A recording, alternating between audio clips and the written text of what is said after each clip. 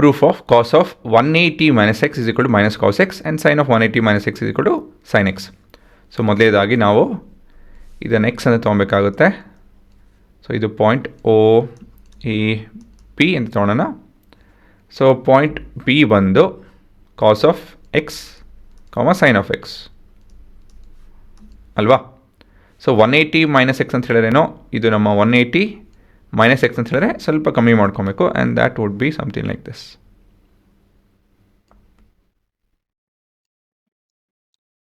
So basically ಈ angle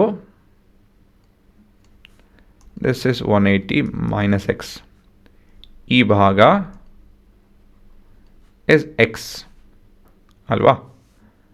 so ಇದನ್ನು ನಾವು ಒ ಪಿ ಕ್ಯೂ ಅಂತ ಹೇಳಿ ಬರ್ಕೊಬೋದು. ಸೊ ಪಾಯಿಂಟ್ ಕ್ಯೂ ಬಂದು ಕಾಸ್ ಆಫ್ 180 ಮೈನಸ್ ಎಕ್ಸ್ ಆಗುತ್ತೆ, ಸೈನ್ ಆಫ್ 180 ಮೈನಸ್ ಎಕ್ಸ್. ಸರಿನಾ?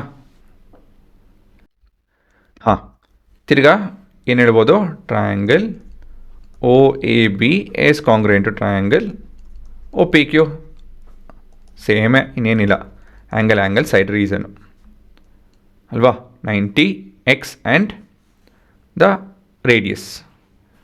So next, with CPCT ಏನು ಹೇಳ್ಬೋದು, with the help of CPCT I can tell that length OA is equal to OP and length AB or PQ is equal to AB. ಸರಿ ಅಲ್ವಾ. Next this is 1, this is 2. 1 ಏನು ಹೇಳ್ಬೋದು, 1 ನಾವು O A ಅಂತ ಹೇಳಿದ್ರೆ ಏನು, cos of X which is in terms of magnitude is equal to O P which is cos of pi minus X. They are equal in terms of magnitude ಅಲ್ವಾ. And ನಾವು in terms of coordinate ಏನಾಗುತ್ತೆ, they are in opposite direction. ಹಾಗಾಗಿ -1 into cos X is equal to cos of pi minus X ಆಗುತ್ತೆ ಇದು.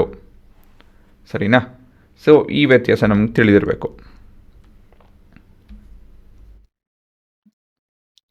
So this is in terms of coordinate and this is in terms of length. ಆಯಿತಾ? So this is R2. PQ, that is height, is in terms of length is sine of pi minus x. AB is sin x. So they are equal in terms of length. Both are the same height. Alva ಅಂತ ಹೇಳಿದ್ರೆ y with respect to y they are the same. So ಇದರಲ್ಲಿ ಏನು negative ಎಲ್ಲ ಬರೋದಕ್ಕೆ ಹೋಗಲ್ಲ.